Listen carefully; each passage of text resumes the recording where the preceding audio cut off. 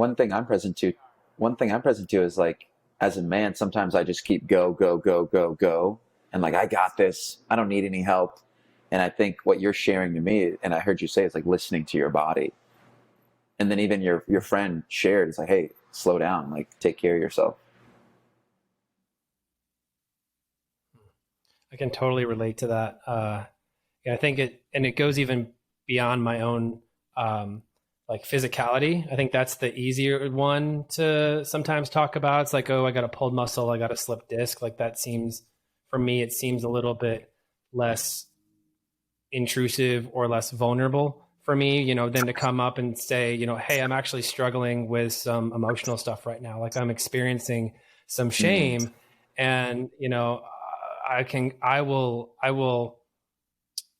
express my shame to people on some frequency, but it's if it's like a repeat thing, then I don't. Like I'm like, I almost have an intolerance with myself. It's like, well, I told somebody I was experiencing shame yesterday, so I clearly can't be experiencing it again today and call on the same person to actually be heard or to be witnessed. So I totally hear that, and I think that that's a really important thing for men to grow more facility with that. I'm curious, Jeff, is there was a specific example you'd be willing to share around that shame piece, like that conversation that you had? Yeah. Well, the most real thing to my experience right now is, I've picked, and since we're on fitness, I've picked my fitness back up, and I have a goal this summer to really get my body to a strong, solid, flexible, like really relating to my body as something that's like really great about me. And so part of that, what I'm taking on is working with a personal trainer. Now, my personal trainer is this giant dude. Like he is, been doing CrossFit, owning gyms for years. So, but he has the same physique of the guys that I used to be on teams with in high school, who usually didn't represent any level of respect or connection, but they showed up to me as more of like the bully. And so for me to actually work through, like I'm a slender dude, but to even work through my own body image stuff, and then my relationship of what my old relationship with men in a gym environment used to be. So, I actually just came from the gym to jump on this, and I noticed coming out of that I was experiencing some of that same, like, for me, it started off as like fear, but then it was like, oh, it was shame that I had fear. And that little cycle is if I don't keep an eye on it, will actually continue. So, it was really real for me today, to experiencing that. And, part of the reason that I'm choosing to put myself in with this guy is like, I know that the only way is through. And so for me, like I'm intentionally getting support from a guy who represents somebody from my old past in some sense, and allowing that to be a space that I can work through that. And I've even shared that with him, which is kind of cool to have that level of relationship with a personal trainer and another man to understand, like, there's actually something bigger for me here in this relationship than me just paying you money to yell at me, to keep me motivated, to do deadlifts and all that kind of stuff. Yeah, that's really cool. I want to talk more about that, but I also want to start the episode. What do you think? I trust you, man. Where do you want to go? Okay. Well, I just wanted to get us started. I am Jason Primrose. And I am Jeff Zakarski. I'm Samir Janjua. And welcome to Gentle Men, the #1 podcast for open-hearted leadership. I wanted to quickly just talk about, around the topic of courage and vulnerability, we like to talk about any sort of organizations or products or apps that help us be in our leadership. And so I just wanted to quickly give a shout out to Atlas, the program that actually brought Jeff and I together. And that is the place I feel that I learned that there was courage and vulnerability. And that, yeah, just that I could be courageous and vulnerable at the same time. I think that I previously had a relationship with bravery and courage that meant that like fear doesn't exist, or it's off to the side, or it's strong all the time. And that that that program really kind of ungroups that. It took those things and kind of That's the technical term. Glooped. Yes. Ungooped. So yeah, I just wanted to share that. Jeff, I don't know if you had anything on that. Yeah, well, it's interesting having you say that also after the last story that I just shared, because I'm noticing a pattern for me that actually takes courage in some sense, but I guess it used to take more courage, but I noticed that I put myself in support structures on purpose to support my transformation. So Atlas was a thing for me to go, wow, this experiential container is designed in a way where like I can't hide from the breakthroughs that I want to create. And the same thing with the trainer, because I know going into the gym, it's like I'll go in, and if I'm by myself, maybe I'll only give 70%, but I know I can't hide if I have somebody there supporting me. So it's actually a choice for me to do that. And Atlas is an awesome place and was really beneficial for me amongst other support structures. So, and I know we're going to talk to some stuff about Samir and some stuff that he does. I know he's involved with a whole lot of stuff. I'm really excited to jump into that too. And before we do, for those who are listening, if you want more in the form of these kind of conversations in this kind of community, you really can find us in most areas. We're here on the podcast now, but you can find us on Facebook, Instagram, YouTube, and actually see the videos, the video versions. And you can find us on Clubhouse. All you have to do is pick your poison and go search Gentle Men, that's 2 words, the podcast. And now I'm going to actually turn it over to Jason to introduce Samir, because I know they go back a long way, and I believe that they have a great story to share. So Jason, take it away. Wow, Samir, it's actually been 10 years now, because I hired you to intern at Zomad around this time for the Bartenura campaign. I remember that. So we worked together at my first agency job doing, Samir hosted parties with a product that we had. And you were very different then. We were both very, very, very different people. So I'm really excited to hear about all the ways that you've been learning more about yourself and transforming. I think even the guy that I thought was moving to LA was already changing, and then when you got here, there was just this very extreme blossoming situation that happened, where I feel like you came back into your fullest self. We always like to ask our guests this question: who are you? And fundamentally, who are you? Not, like what you do or anything like that, but like, who are you? Love this question. Well, I go by Samir Janjua, so that's what you can call me.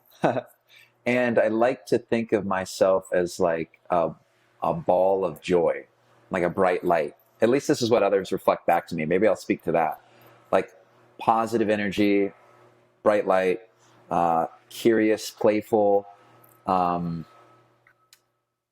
consistent, and what else do I want to say? 31 years young. My father's from Pakistan. Mother's side is German English, so that's why I have this tan skin color. And I grew up in Atlanta, Georgia, now here in California. It's been 5 years since I've been here. And I'll just share a couple things. I really stand for the healing and transformation and brotherhood for men.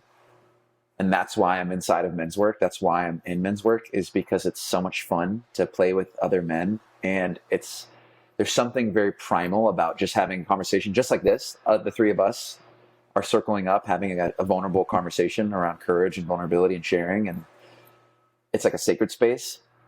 And additionally, I'll just say, like, I love to do photography too. Like, I love to reflect the light of other people through the lens. And I'm also dating and having a lot of fun with that here in California too. So that's just a couple pieces of what I'm up to.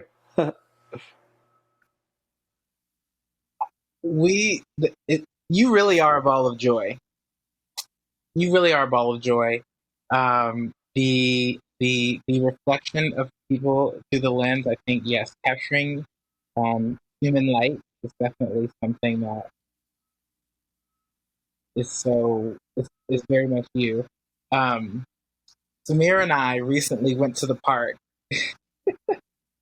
and we literally danced and played and did cartwheels like there were tons of people there. Didn't care at all. I don't know a lot of people I could go just like dance in the park with. Barefoot, music. I mean, and it was so fun. We were there for like 4 hours. And yeah, I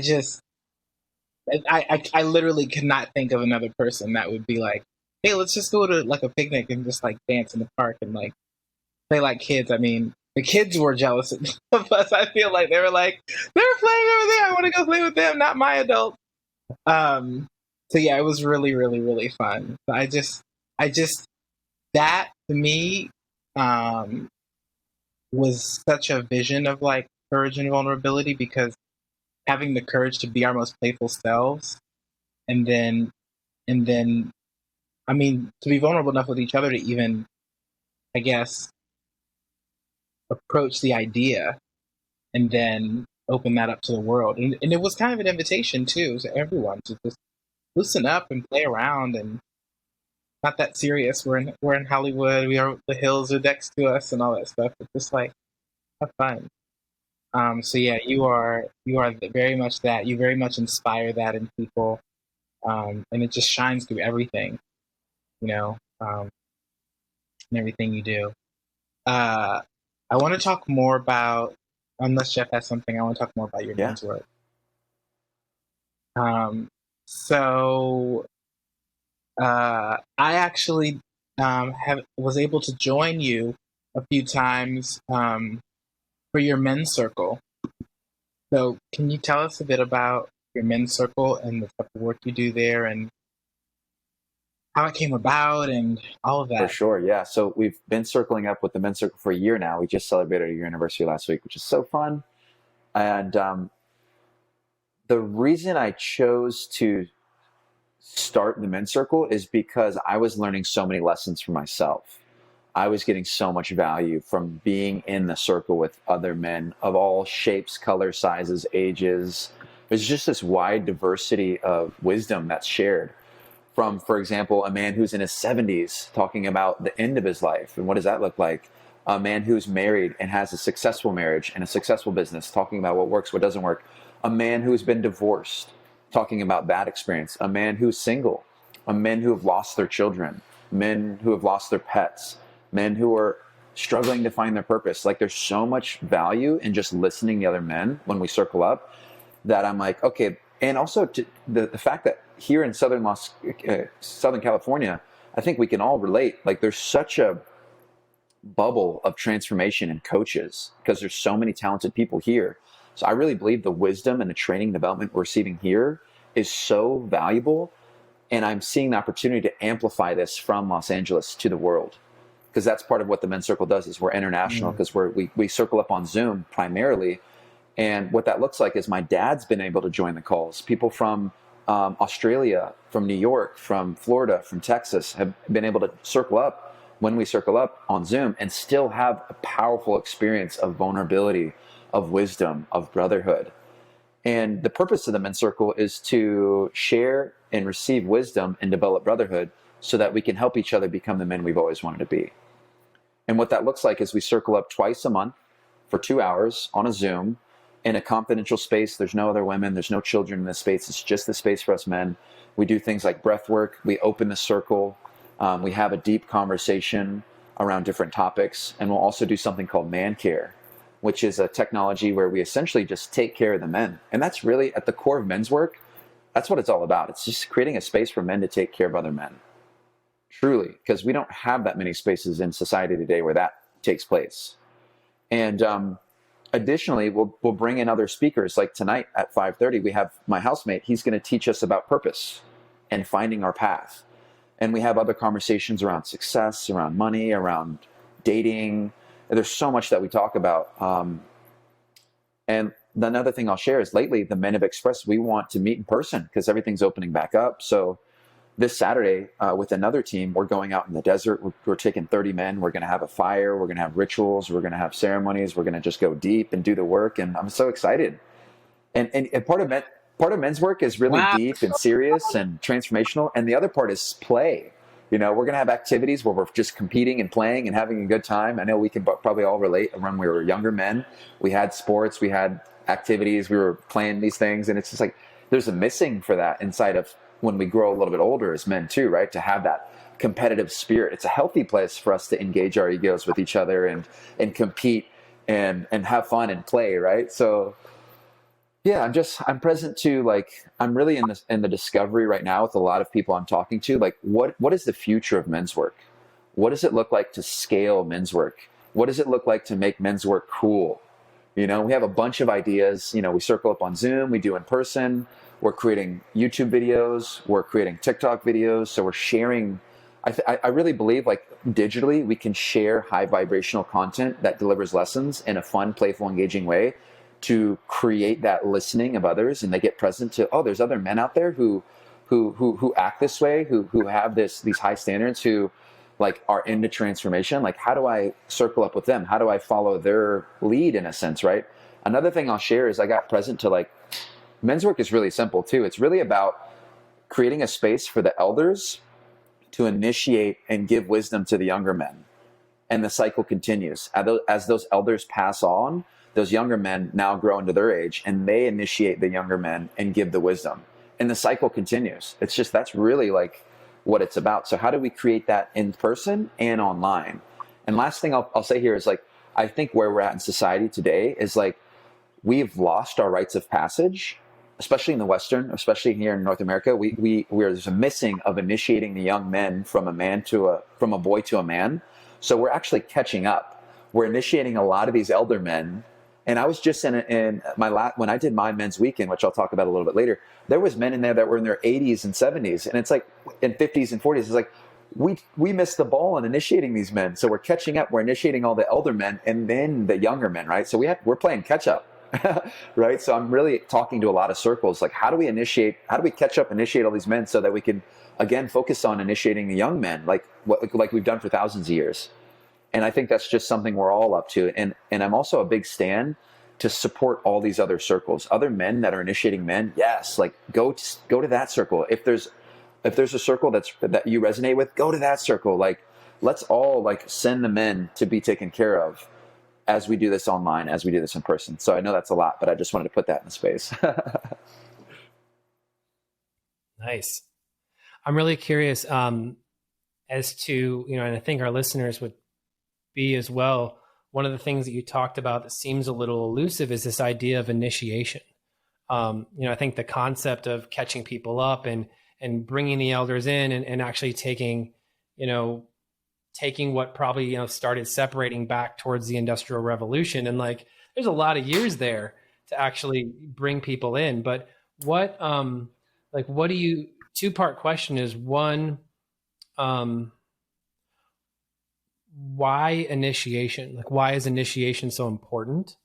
And two, and without divulging any sort of confidentiality or any trade secrets, like, what might initiation look like for people that are interested in stepping into this work? Yeah, beautiful. So the first question is, why is initiation important? I believe for men, I'll speak to just men here inside of men's work, like, I'll speak from personal experience, I crave the acknowledgement of older men. Like I crave like being accepted with them. And there's a gap between like when I'm a young man and to these older men, these successful men that I look up to. Like, how do I get to that point? And I see initiation for me, and I'll speak to this, like when I did my Sterling Men's Weekend, which is part of the training I've received, that was an initiation from a boy to a man. And inside of that, let me speak about why it's important again, actually, for a second too.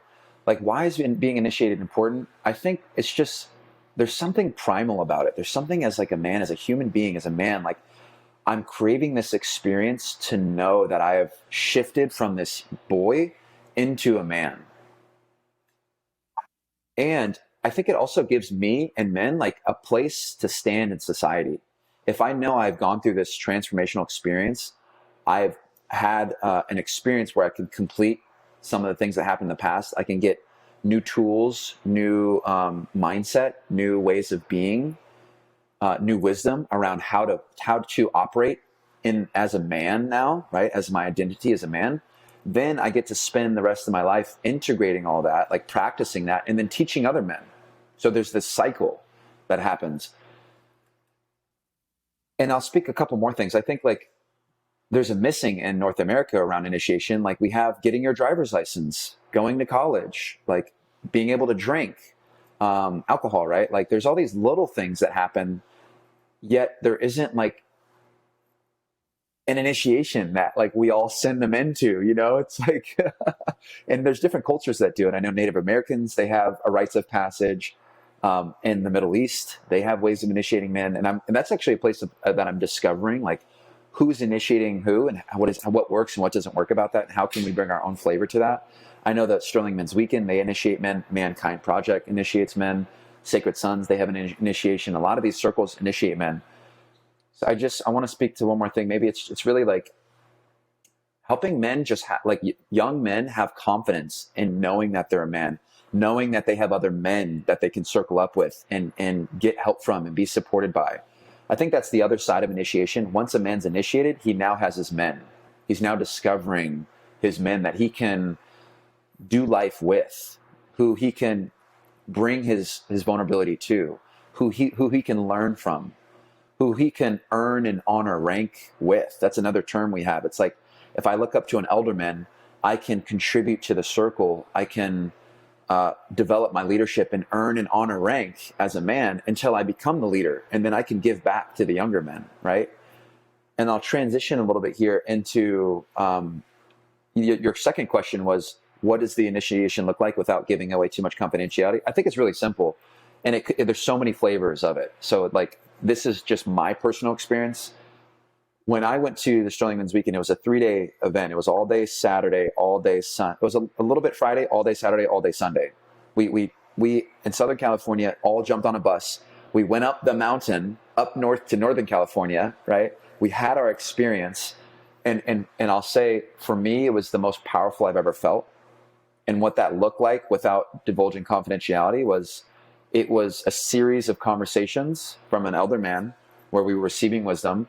It was a series of rituals where it was just a powerful place for me to exercise things, learn things, participate. And there was a powerful ending ceremony that really like sealed the deal. And then we all jumped on the bus, and there was a lot more that happened, right? And I can't really necessarily talk about that. A part of that's trusting your men, right? It's just like, hey, if who I'm being is someone that you look up to, trust in me to go to this initiation, right? That's part of the whole idea around like bringing men into men's work too, right? There's a big thing around trust. Like, do I trust this man enough, right? It's like there's a whole conversation there. And then coming back to the initiation, taking the bus back down to Southern California, coming back down the mountain with the men. And then I went to another space where I started circling up consistently. And I believe that's key, actually, is maybe it's once a month that men circle up with other men. Maybe it's once a week. Maybe it's once every 2 weeks. Whatever that looks like, maybe it's once a quarter. I recommend men circle up with other men continuously to implement their leadership lessons, to continue learning. So that's what's present for me around that. I have so many things. One of the things I thought about in terms of initiation was fraternity life in college, because I know that we're both in a fraternity. You and Jeff, or you and me? Um, I weren't never you in a did a fraternity. fraternity? I thought you were. I've never done. Yep. Oh, why you were in a fraternity? I was in one for like 13 days. I don't think it counts. Yeah. Interestingly enough, I actually pledged the same one twice. The first time I dropped out, um, after I had a pretty, it wasn't a great experience, but it was just something I wasn't used to. The second time I completed, and what that did was it changed what I believed I was capable of. And it definitely pushed me beyond a lot of my physical limits that I'd never been pushed to before.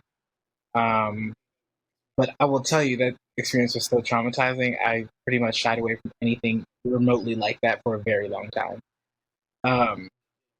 But it did shift me, and I think it's interesting, because it points to um, some of the teachings in Dr. Robert Glover's book, No More Mr. Nice Guy, about the loss of rites of passage in men that, uh, has them never fully losing the patterns of boyhood that are formed in like our childhood, that then we bring into our adult lives, that have us not able to be the men we can be.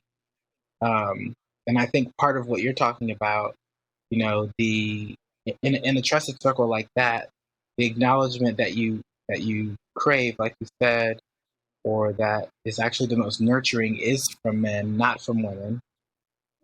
Which when that's missing, that can cause different types of issues. It can be a barrier between yourself and men, because you're not, again, we're not present to like seeking acknowledgement from men. I've always, um, been in need of like male companionship, and non-sexually. Like I was joking with a friend of mine, Liston, who I want to introduce you to, by the way, Samir. Um, who I was like, I've always wanted to have friends that I could do guy stuff with, and I thought that was weird, being a gay man. But I realized that I really knew intuitively that there was some level of trust that I had in men, that I wanted to be a container for my existence, where like I could be myself, and the shame and the vulnerability and all that stuff could live there. I think only now recently has it started to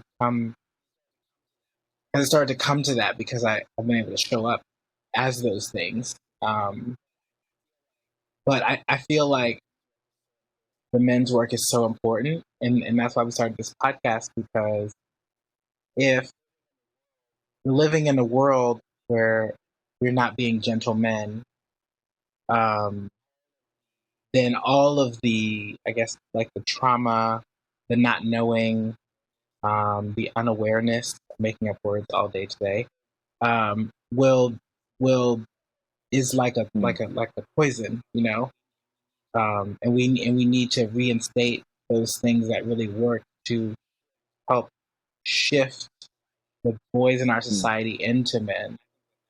And I think that itself will change the fabric of like how we all exist. I mean, you're a perfect example, because I've known you since the days when we would party, and the girls, and like all of that stuff. And I want to touch on that too.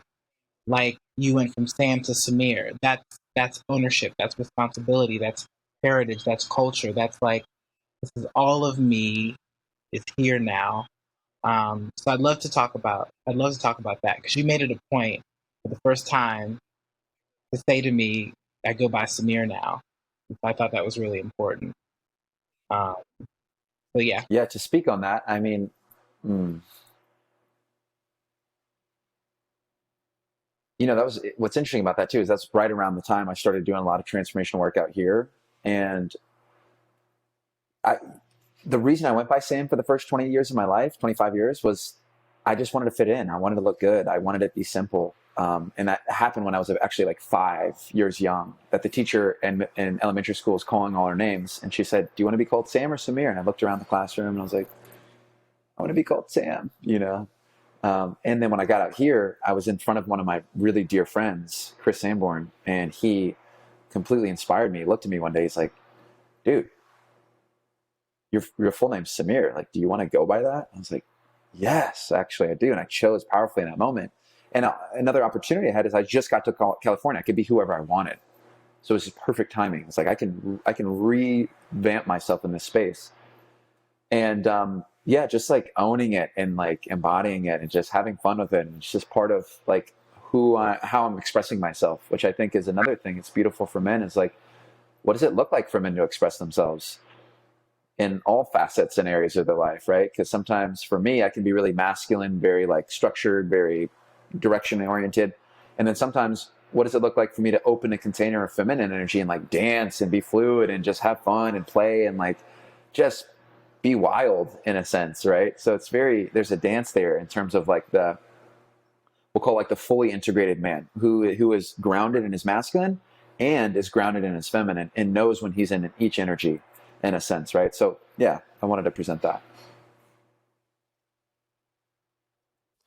I'm really glad that you touched on the spectrum, because I think, there's a lot of conversations out in the world about what is a man, what should a man be stereotypically, whether we're talking masculine poles, feminine poles, like, what the man should do in the household, like what the woman should do. And like, we're in a lot of reinvention around how if you're only one, it's actually restrictive and it's constrictive to like who you can be as a man. I love how you just said, like, I can actually know and I can choose like in a moment, like who I want to be. I can use harness the power of my grounded, present masculine, and I can bring in structure. I can be rigid. I can be direct. I can be assertive, like things that would be considered stereotypical masculine traits.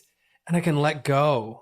And I can have the courage to open my heart enough and hold this. It's like what I love about it. It's like the idea of, it's almost like utilizing, like harnessing the power of the feminine to be open-hearted, but holding the space with the container of the masculine so that other men will step in. I spend a lot of my time in my life thinking about, oh, my heart is open. I'm an open-hearted man. And it wasn't until 4 years ago that I got cracked. Like distinctly different than the rest of my life, understanding, wow, this is actually what it means to be open-hearted and unprotected. Whereas like the old version was, here's what I'm going to let you see.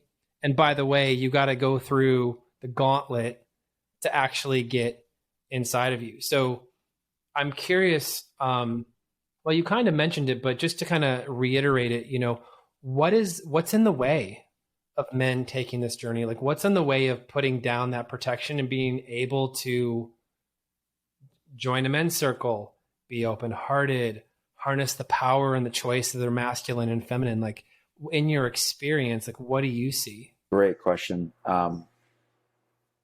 For me personally, before I even got into any kind of transformational or men's work, I simply didn't know who I was, first of all. Like I wasn't clear on who am I?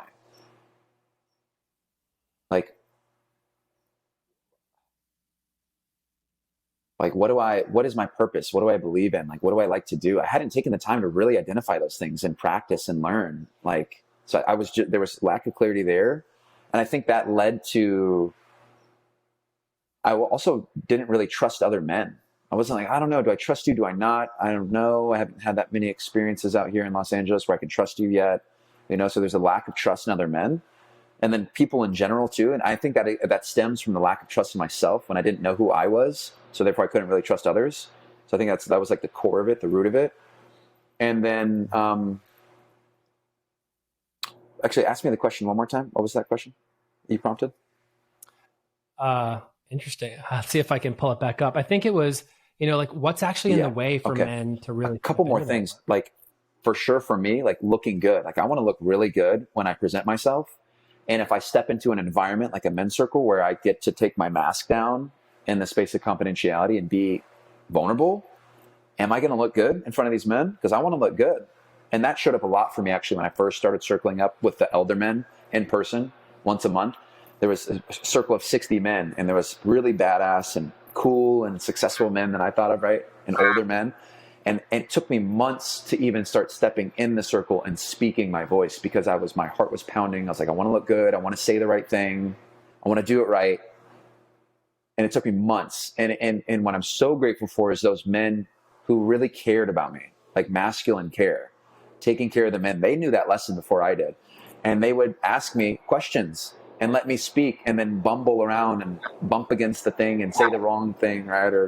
And they'd be like, do it again, or ask me questions. And through all of that training and development in that masculine care, I finally got to a point where I can actually lead other men and provide that same masculine care for them now, right? So it's the cycle that we came back to earlier. And another thing I'll speak to is like a challenge we have inside of this digital men's work is like sometimes men just don't show up. They'll register for the call, but they just will not show up. And I think it's really simple. It's like, for me, sometimes when I just don't show up to online commitments, I'm like, I don't think anyone's really going to notice if I'm gone. Like it's just, I got this other thing I'm working on, like my calendar. I've got so many things. Like this men's work thing isn't that important. Like I'm not going to show up. Like I could work on this other thing, or I don't need that. Here's another one, a lone wolf syndrome. I can do this all by myself. I don't need help. I got this, right? Yeah, I think I told you. Yeah, I think guilty. I think we all can relate to that as men, right? It's like, yeah. I'll tell you that my experience, the ego conversation that showed up when I went to the men's group was that this wasn't a space for LGBTQ plus people. That was my own story. That like, oh, this work seems like for straight people. That's what I automatically equated it to, but I went to a couple of the sessions, but they were also like we were also in redesign, Jeff. It was like a lot of Zoom, and sometimes there was like schedule overlap with Atlas calls. So I didn't. Needless to say, I didn't make it very far, but I'm hearing all of the reasons, right? The barriers. And those were some of the things that I had, and that came up for me too. Or like, I'm working on this other thing. I'm busy. No one's gonna notice if I'm there. This is not for gay people. All those types of things. So there was that hiding that happened there. The fear of being vulnerable around men that I didn't think would understand me or would be able to hold space for like my homosexuality. That's actually a big one for me, even inside of my heterosexual relationship. Yeah, and I hear the absent, nobody's going to notice or whatever is really a conversation about like, where do I matter? And like my voice matters. Like if I'm under the understanding, and I'm speaking about myself, like if I can like shrug something off, then it's usually inside of some old story about like, does it actually matter that I show up? And for me, that's a giant integrity leak for me, because it's actually how I relate to myself. If I say that I'm a leader, if I say that I'm a courageous man, if I say that I'm a gentle man, and my actions have me ducking out or not owning my stuff or, missing my breakdowns or not actually doing what I say that I'm committing to, I'm actually in opposition to who that I say that I am. And there's actually just a breakdown for me. And what I love about sometimes putting myself into these containers on purpose is I can't hide from the breakdowns. Like I can't hide from and get feedback upon how I think that I'm showing up and how people are experiencing me. And that's, to me, has been one of the most valuable things in my life, is to understand how I think that I'm showing up and what is actually happening, because I can't lie to myself anymore. I can't fool myself. And it's invaluable. It's not always comfortable. Like, hey, I'm nailing it. I'm showing up as, my authentic self. And then you ask everybody, hey, who thinks that who felt, experienced the share as authentic, and not a single person raises their hand. You check yourself. It's like the idea of performing authenticity in that moment. And yeah, so I don't really know exactly where I was going with this, but to me, there's a lot of value in what I hear you sharing, Samir, for men on any aspect of the journey. And I think the thing that really sticks out to me is that the men that are initiated, the men that have been in it for a while, the men that understand this concept of like take care and provide wisdom, know that there are people that are early on in the journey, and that for those people, the gradient might be perceived as greater.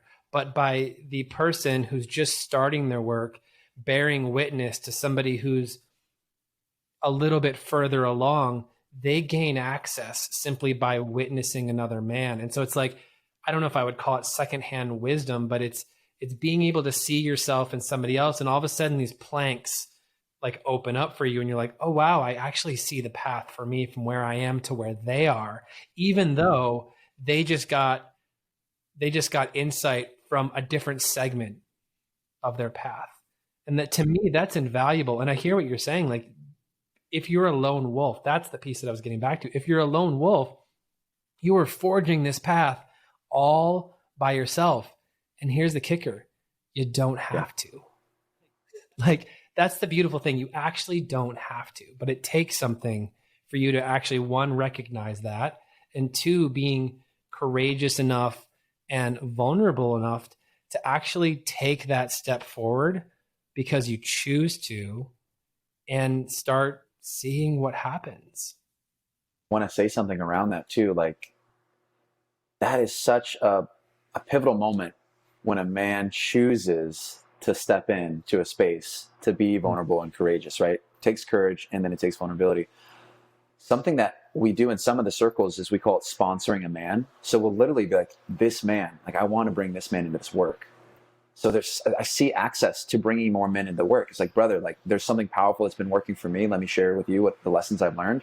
Come circle up with us, join us, right? So I see that's a wave of bringing more men into the space.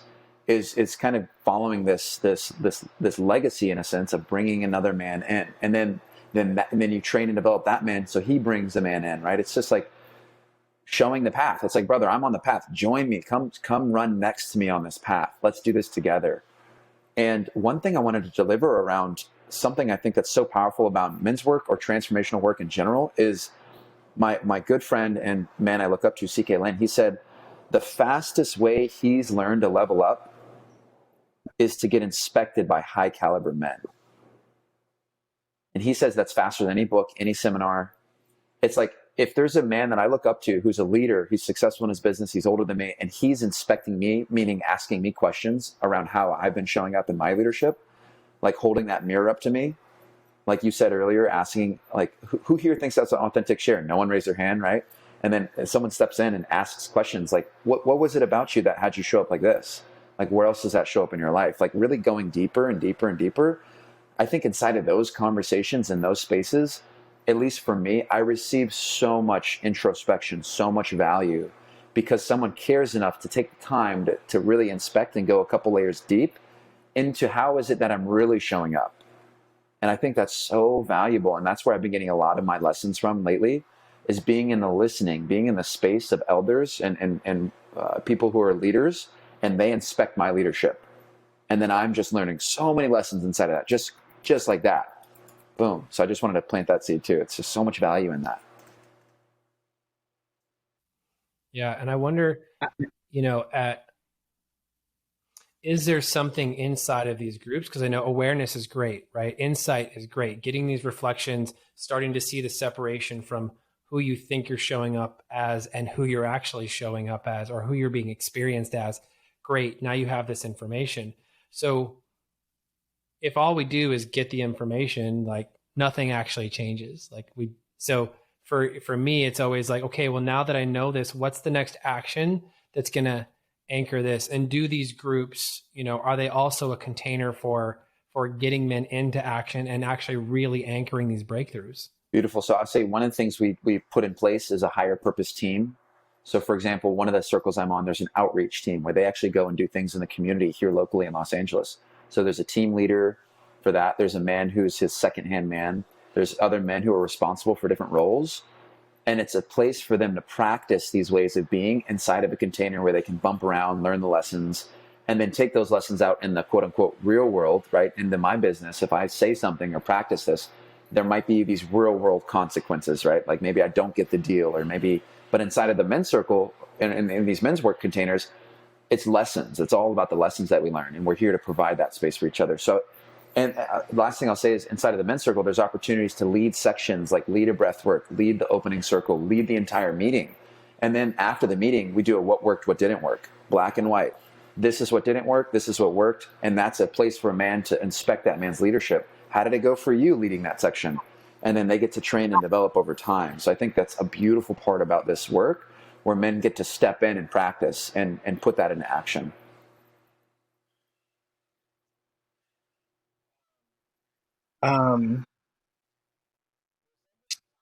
There's something we talked about, and I love the insight to action piece, right? It's cool to know, but putting it in practice is the important part. I remember we talked about your relationship with women, and I feel like that's a place where courage and vulnerability is even more difficult to manifest because of the ways that maybe women hold men in our society, or have been taught, or we've been taught to be around women. I actually realized after reading No More Mr. Nice Guy, like I have complexes regarding, acceptance from women that have me show up in some of my childlike patterns. So I'm wondering, like, where has courage and vulnerability taken you in the relationship space? Like, what's been your most vulnerable moment in a relationship? And maybe it could be also the most courageous moment as well. This is so perfect. I literally had a vulnerable moment 2 days ago at a park with the woman I was dating, where I came to that interaction knowing that I was going to complete our sexual container and open up a container of friendship and support. And I did such a thing through conversation in person. I took the courage to go meet her in person. I brought her a gift. I fully acknowledged her. And I transitioned the conversation into, I've been sitting with this, and what I'm present to is there's some shifts inside of me, inside of what I'm creating. And there's also a shift inside of my romance. And I want to actually take a moment to close our sexual container and to complete that. And I want to propose that we open a container of friendship and support. And I want to see what's there for you. And I just did a lot of listening. And she didn't really know what to say in that moment. And I said, hey, by the way, like, you don't have to say anything. There's nothing. And I'm available to have further conversations. Don't think of this as just like a one-time thing. I'm available to have on the phone or in person. And we actually had another conversation yesterday because there was more things that she wanted to say, right? And a lot of the things, she was just simply holding a mirror up to me and reflecting back how I was showing up in the partnership. One of the things that she said that I'm still sitting with and integrating is she noticed that I had these guards up, like imagine guards to my heart, and I only let her in so far. And I've been thinking, I'm like, what is it about me that has me not let someone all the way in? And I was thinking about my relationship with her and my past romantic relationship and the one before that. I'm like how close did I let them to my heart? And what does it even look like to be like, if you're like melted into my heart, what does that look like? So I'm really kind of like thinking about this. So I'm like, what is it? Like how, I don't even know yet, So, and it's almost like an opportunity for me to discover with myself, like, what does it look like to be fully in love with myself? And I know that's like, we talk about that, right? But like, what does that look like on the court?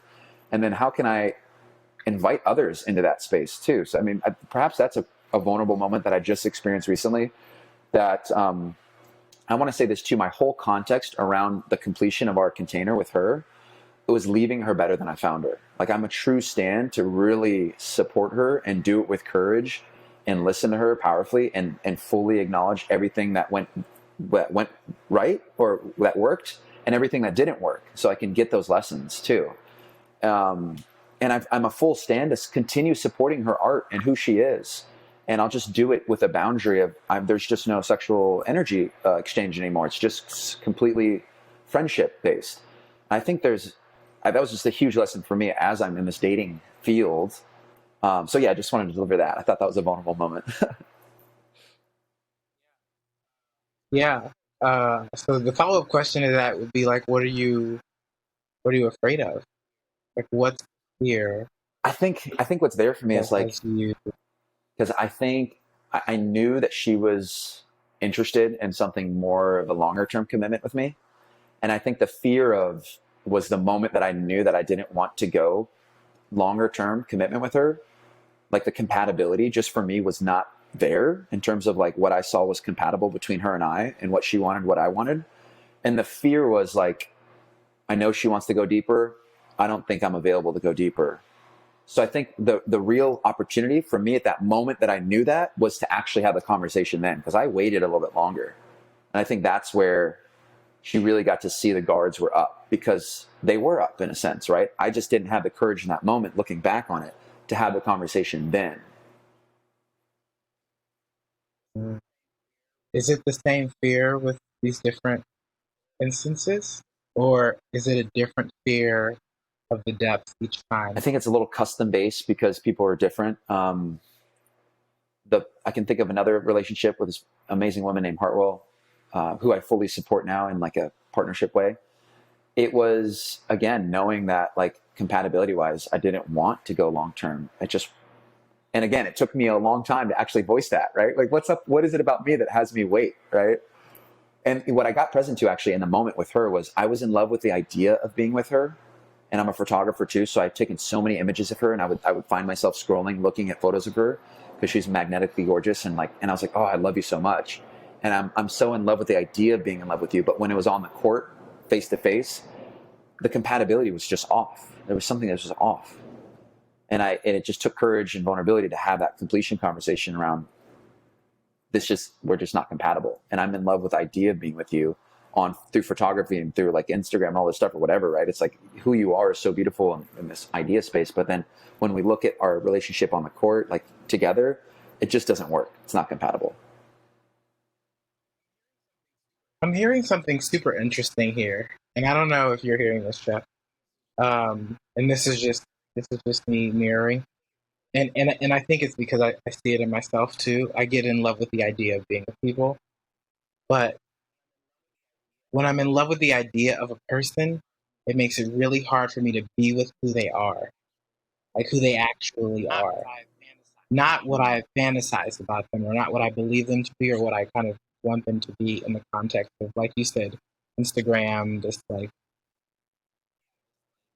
yeah, this like magnetic beauty or personality or everything.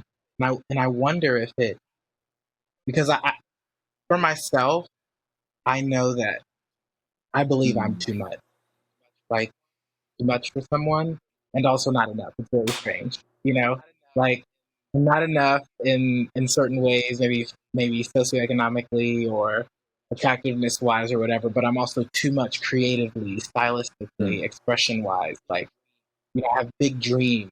Like, can someone support me in them entirely?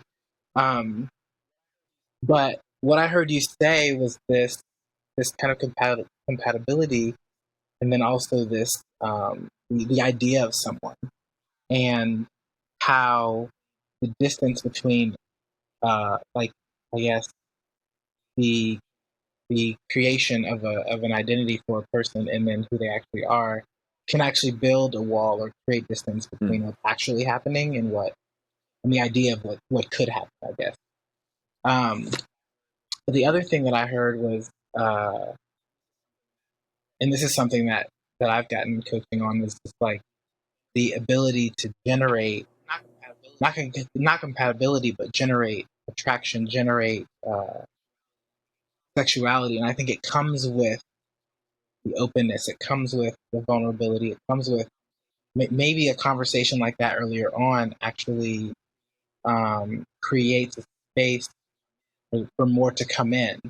So if the hallway is narrow, like you said, to your heart, and then there's a barrier here, it's like widening the Yeah. hallway earlier on maybe could invite more things, more being um, into these relationships. But yeah, I'm curious about that. I'm curious about that fear and that I don't know if I want to call it a judgment of compatibility, but it's like um,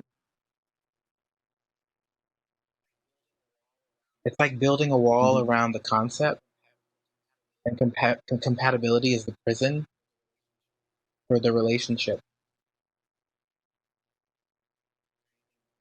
Is there anything you hear in that?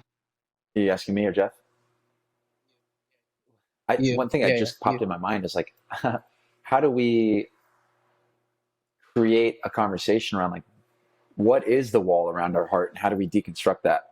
Like almost bringing that into because I love what you're offering me here, Jason. It's like, what's the fear? What's the fear? So you're like inspecting me, coaching me. Like, I love this. And it's like, there's a missing of that in some of the circles I've been in. It's like, let's just talk straight about like your heart and what is the wall around it. And then let's talk about the barriers in between that and other people letting them in. It's so interesting, just this conversation in itself. I'm just like totally speculating around like, oh, what would that look like? Yeah. But what is the fear? What is the barrier around your heart? Like, what is it that you don't want these women to see? I guess. I think it has to do with a few things. One thing comes up is like, am I ready for this? Like, do I want a long-term committed relationship with this one person? Like, am I ready to just commit to one person? That's one thing that's coming up for me. It's like, um, are they the right person? I think these show up in other areas of my life, right? Am I ready? Am I doing it right? Are they right? Am I good enough? Do they look good enough? Do I look good enough? Like all these similar things that show up in so many areas of my life, I think shows up again in my relationships right there. Wow. Yeah, we're very similar in that. Yeah. I'm older than you, obviously, but uh, yeah. The am I doing it right? Will I look good? Will they Do look we look good? good? You know, yeah. It's pretty messed up.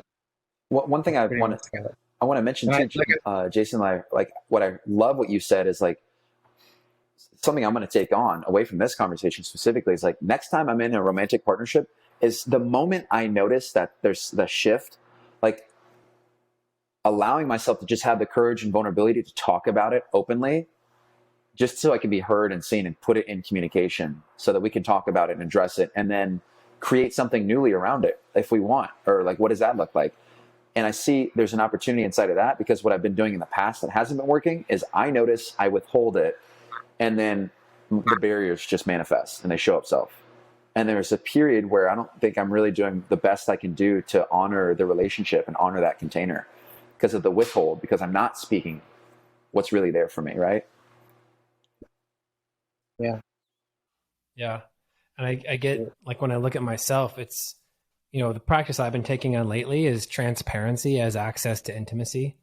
I think a lot of the times, like the things that we don't allow, things that I don't allow other people to see are actually still part of my experience and are still part of my beliefs, whether it's my survival instincts or the things that I'm hiding, or it's actually more of my highest in best self. But getting to be seen as both of those, neither one being inherently good or bad, has there be no need for a fortress around my heart. And I know I tell myself my belief is that there's still something to protect there. So as long as that belief is in place, that you better believe that I'm gonna, you know, withhold, or I'm gonna avoid, or I'm gonna catastrophize, or all of these things that I do to sort of try and control and manage whatever it is that I'm experiencing. But that doesn't, but that's another example of who I am. Like that's still a piece of it. Like my compensation strategies are still something that is inside of my being and that I'm continuously working to accept. And I hope that while it's not what I want to lead with, that it gets to be accepted and witnessed by others too, because then that has me seen as a whole being and not just this fraction of looking good and showing you what I want you to see, like this magic act, which, you know, doesn't actually have me being exactly who I am. And again, it's a little bit back to that whole being like, what do I have to take on to be fully in integrity with who I am? Well, it actually has me doing things differently than I've done in the past. And that also takes courage and vulnerability. And one of the things, you know, you already kind of started it, Samir, around, you know, things that to take on, because, you know, we can sit here and have a great conversation, but if we don't take any action, then the growth of the transformation doesn't happen. And so I hear you taking on this stuff for you, but the thing that I actually got from you sharing with me is this idea of this sacredness of relationships and the sacredness of rituals. And it's still kind of in the context of this idea of transparency as intimacy, but it's treating things with reverence and respect and honor and celebration. And it's like, in any moment, if I were to check in with myself and I said, how would this situation go differently? How would this conversation go differently? Whether it's with somebody else or myself, how would it be different if who I was showing up as was honor and sacred and celebration and, you know, ritual? Like, there would be, I can't honestly think of something that would work against me. Like, it would be truth, I guess. That's what I'm getting to. So that's what I'm taking on, is looking at where can I bring ritual and hold it as such, not just ritual from strategy, like, ooh, these are the things that I'm going to do, but how am I showing up inside of that ritual? Why am I doing it? And like, how am I holding it? So that's the thing that I'm taking on. It's so interesting because, yeah, I'm noticing what you started for your Summer Fridays weekend in nature. Yep. Could be the beginnings of your own, men's container. And I also want to offer you to take on the consistency of that workshop that you do around love with men. Oh, yeah, I was just you knew that was coming the other day. You knew that was coming. Because I think that it's so powerful. Yeah. I think that from what I heard from your experience with it changed your relationship with your father. You've invited different men in your life to participate in this very powerful experience around love and partnership. Yeah. And so my stand for you is that becomes some in some form of consistency. Yeah. Well, here's just important to notate right here, right now, the power of even just having men that hold the level of integrity and like are in deep enough relationship with each other to know when they're doing stuff and like to even check in on the things that they might doing. Full transparency, I took a look at that declaration for the year and I started like subconsciously moved it down on the prioritization list because of some of the other things that I'm up to. But at the beginning of the year, I said, I'm committed to bringing more of these. So I hear the feedback and I see the slip and you will hear from me as to where we go from here. Yes. So thank you for that. Thank you for that accountability, which is a not too distant conversation, not only between us, but with Dr. Glover from No More Mr. Nice Guy, responsibility and accountability, and how that ties in even to the conversation we're having here about courage and vulnerability. Like, we don't set up, like, we don't take responsibility. We don't we don't seek accountability. It's as a way of escaping vulnerability and as escaping being found out that we're, whatever our stories are. So I love these conversations because it's like, it's impact, and that's really why we're here. So Jason, what are you taking away for you? What are you taking on from this conversation? I mean, clearly not anything right this moment as you are resting your back, but soon to be in the near future.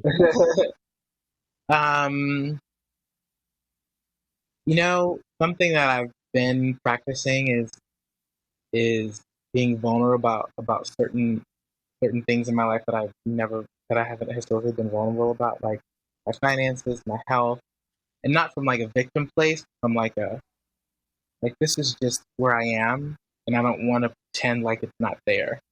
It's that like pulling back the curtain and saying like, here's all the mess, here's all the mess, and there really is freedom in messiness, and that's what I'm taking on. It's the being up front. It's um, it's creating the mess, at the beginning, so that we can clean it up, together, rather than me trying to fix the mess behind the scenes and like deflect so that no one can see it. Inviting people into that space, and so I personally believe that has already started to transform some of my relationships, and it will also transform how I am in dating relationships, which I'm currently exploring different partners. I have a few dates or potential dates that are coming up. And so, my tendency to hide things is the walls are already building themselves. So it's the invitation into the mess, the, the messiness of being vulnerable, the messiness of courage. It's not clean, it's not pretty all the time, but it is awesome. So that's what I'm taking on. I'm taking on Nice. bringing the mess. I want to check in with you real quick because there's just something that's like coming up as you're talking about it. Yeah. I'm wondering what is your relationship to using the term mess? Yeah. I got it from Tyla, and the messiness is something like, hey, you know what? I'm not I'm not feeling the attraction, right? Like I actually did this with a former partner recently. I was like, I don't know how else to say this, but we were in an intimate moment and I didn't feel attraction. And I don't know why, but I'm figuring it out. So I want to talk to you about it more. But just know that like when we were there in that moment, it didn't connect for me. And then later, and inside of the accountability that I have with this person, they brought it back up again, and that was after I'd listened to more of No Mr. Nice Guy, and I realized I said, you know what happened? I actually blocked off the intimacy. My fear of being seen that much actually had me shut down completely to the point where I wasn't able to generate any level of attraction with you. So that's what I mean by messiness. It's like, making an excuse, making it about them or what they are or aren't, really owning like my own fear of intimacy and being seen in that moment, and that is actually enough to block off, what I guess what could have been, or a level of vulnerability, right? That's what would have had to come there, right? Level of vulnerability and courage. So that's how I attribute the messiness. Nice. Well, and the reason why I was just looking at it is I think with any word that is out there, it's important for everybody to understand their own relationship to the word, because I think it's just as easily a way of disempowering our experience or having some sort of negative connotation to it as it is as a positive. And that can be a moment to moment choice, because I think allowing myself to be in the messiness has me, like, to me, it's like messiness is unknown for me. Like the messiness is outside of my control, outside of my strategies. And sometimes it's needed to actually simply get a full picture of what is actually happening so that you have an honest baseline to move forward from. I think my experience of a lot of men is that we don't take the time to be courageous and vulnerable enough with ourselves to really get clear as to what's so for us, so that we can then take that on. And I think that's one thing that's really valuable and has served me very well. Like getting clear, getting honest. Like it takes something. It takes something to and to also have people point out where they might not believe that you're being like a full body yes, or being like, hey, there seems like there's still actually something there, because noticing what's in my blind spot might actually get me to a full body yes. And the power of a full body yes over, like, I think they say commitment, 100% is easy. 99% is a pain in the ass. Like it's difficult. You're just not all the way in. So, I thought we would just, wrap up with that. But before we actually close this out, Samir, how can people learn more about you? Where can they find you? Where can they express interest? Where can they go find men's circles if it's something that they feel called to step into? Beautiful. Well, I just want to say it's been such an amazing conversation. And if you're still listening to this, thank you for taking the time and giving us your presence and your awareness. And I want to say, if you're interested in any kind of men's work, I would just recommend men's work and then type in a local city and see what pops up, if there's any local circles. And there's some bigger organizations that I'll just pay honor to. Sterling Men's Weekend is a weekend that we send men up to. It's the best initiation I've personally found right now. So I'm committed to send men to that. Mankind Project has an initiation that they do. I have not yet done it. I'm committed to doing it. Sacred Sons has an initiation. I'm going to do that at some point. And then if you're resonating with me and what we're talking about here, there's a circle called the Men's Circle that you're all invited to. We circle up mostly online right now, 90% online, once every 2 weeks. It's a good consistent frequency we've seen. First Wednesday, third Wednesday of every month, 5:30 p.m. to 7:30 p.m. Pacific. And we have actually an additional workshop style call that we do. Tonight's workshop is on purpose. So I would say I would invite, and it's complimentary, to circle up with us to start. So just come join, like trust the men, trust the process, show up, listen, and be surprised by what the magic that unfolds. And other than that, you can go to the Instagram.com/the men's circle, read some of the content, the lessons we've been teaching. And there's going to be more YouTube videos, TikTok videos to come, as well as more in-person opportunities. Awesome. And if you love photography, follow Samir Janjua on Instagram too. He's got a fair amount of awesome stuff going on that Thanks, account guys. as well. Nice. Awesome. Well, Samir, thank you so much for joining us. I know you get a bounce in about 1 minute here. So Jason, you want to take us out? We'll close it down. Yeah. Thank you everyone for listening. If you enjoyed this episode, we encourage you to go back and listen to the others, because they build on each other. I've always found something new for myself in these conversations. Obviously, Samir and I are having conversations we normally have, but also even going a layer deeper. So you never know what you'll find for yourself. Yeah, absolutely.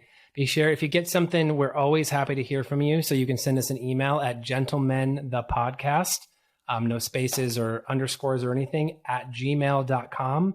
We'll be happy to hear from you, and join us for the next episode, and we'll see you soon.